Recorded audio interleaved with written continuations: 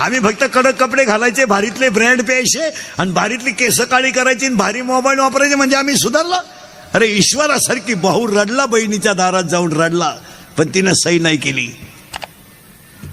नाही केली. थोरल्याच्या मुलीचं लग्न मोडण्या इतकी धाकट्याची गमेंट गेली. कुठे आम्ही? थोरल्याच्या मुलीच्या साखरपुड्याला धाकटा नाहीये.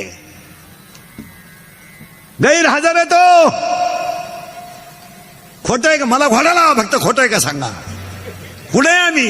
कडक कपडे घातले म्हणजे सुधरत आम्ही? मी 10 वर्षापूर्वी तुम्हाला कीर्तनात म्हणत होतो, असा काळ येईल महाराज की माणसं माणसाच्या जवळ राहणार नाहीत. आला.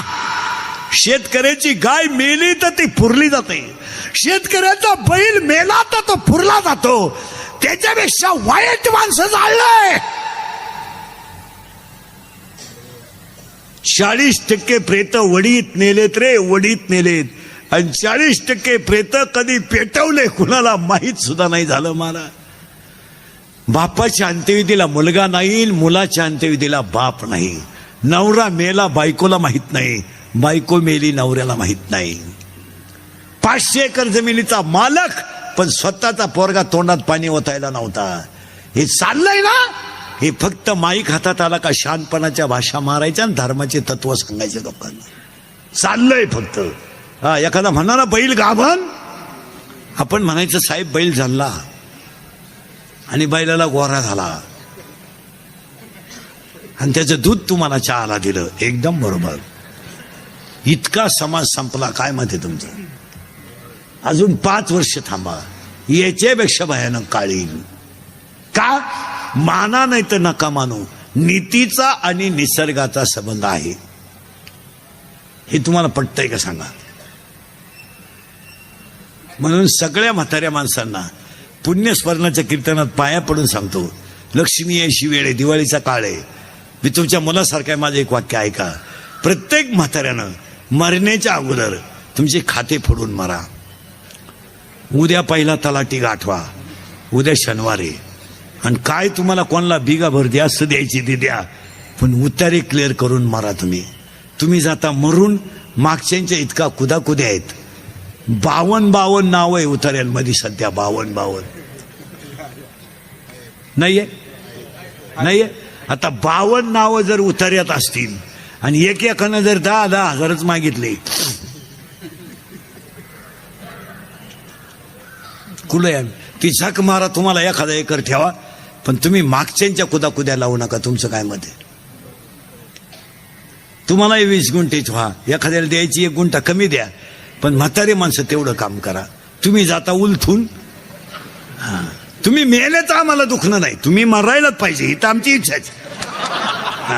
मग तुम्ही राहता तरी कवर 92 आणि 93 इथं मागच्याला जागा होऊ द्या ना.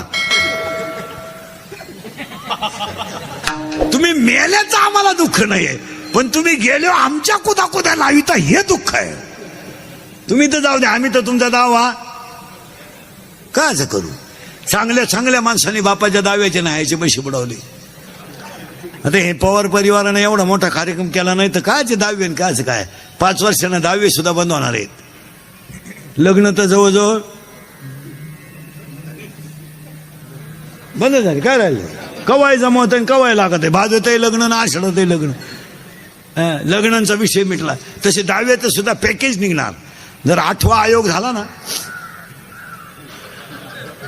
पेमेंट वाढलं, ही माणसं भरमिष्ट होणार.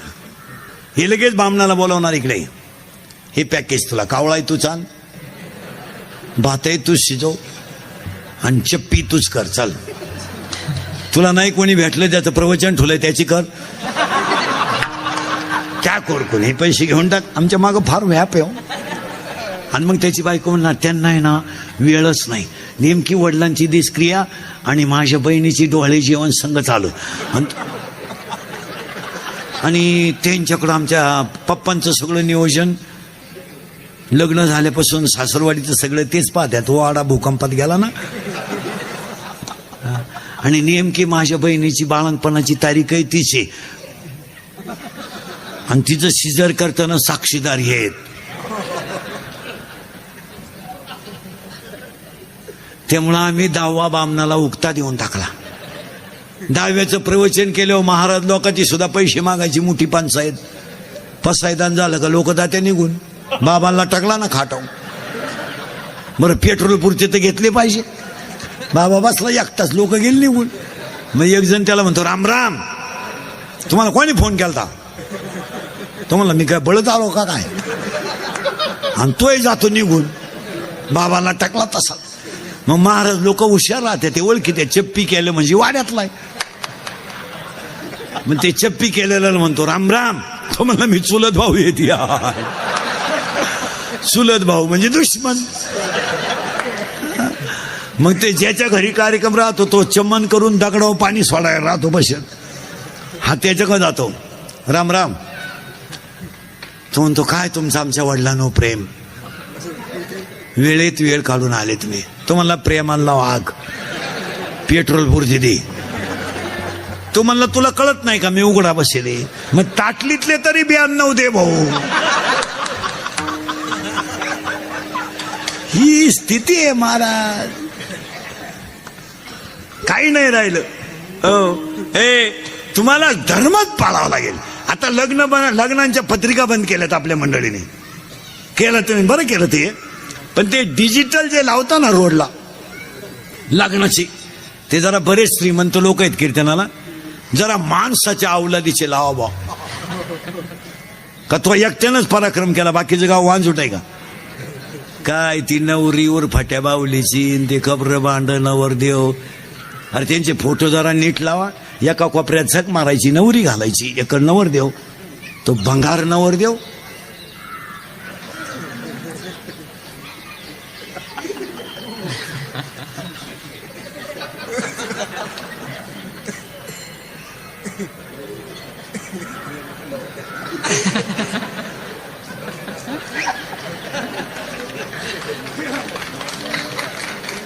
मग ती नवरी तिकडे झक मारायची, लांब उभी करायची ना त्याच्या पुढं.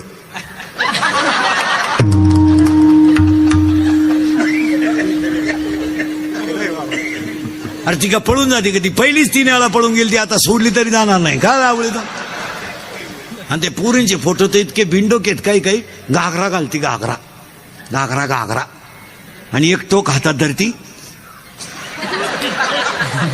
आणि त्या लग्नाला आम्ही आशीर्वाद द्यायचे. आता तोंड जोडायची पाळी का नाही? काय आशीर्वाद द्यायचे? आणि आशीर्वाद देणारे म्हणते त्यांच्याकडून देश सेवा घडू. हो, 9वी पासून सेवा चालली, काय त्या सेवेला आग लाईत काही. आता एक लग्नात नवीन बावळाटपणा आणलाय. मंगलाष्टकाच्या अगोदर बलून आणलाय, बलून, तो फुगा, आणि त्या फुग्यात नवरा नवरी घालायची आहे ना. आणि ते डान्स करीत खाली येणार. आता तो नवरदेव म्हशी वळणारा, 10 मुसाळ्या गडी तो घातला त्या बलून मध्ये. आणि नवरी भंगार, ती नेली ब्युटी पार्लरला. पयासुकी नव्हती, ब्युटी पार्लरला नेली. ब्युटी पार्लरला नेल्यावर 3 गोष्टी करावं लागत्या पोरीनो. पहिलं फेसिंग करावं लागतं, नंतर मिक्सिंग करावं लागतं, आणि नंतर सिरॅमिक्स करावं लागतं. अशा 3 पायऱ्या आहे. फेसिंग म्हणजे खड्डे भरणे, डांबर वतणे. मिक्सिंग म्हणजे याला शेप देणे, आणि सिरेमिक्स म्हणजे इथल्या फटी चमकी भरणे, हा कोपरा वाढवणे, इकडं लांब करणे, आणि केसाला असा आकार देऊन बट गालावर घेणे. आणि ती नवरी घातली बलून मध्ये, आणि त्यांचा झाला डान्स सुरू. आता त्या नवरदेवाला ती नवरी खिटली म्हणजे स्मॉल टच झाला, आपण स्मूथ टच म्हणून. आणि याला इतका चांगला टच कधी होईल नाही. टच व्हायचा याला पण जर्सी गोऱ्याचा, म्हशीच्या रेडक्याचा. आणि ते टच झाल्यामुळं ते नवरदेव भांबावलं. जे फुगा फुटला, 9 बारगाड्या गेल्या नवरदेव. नका करू नाश आयुष्याचा,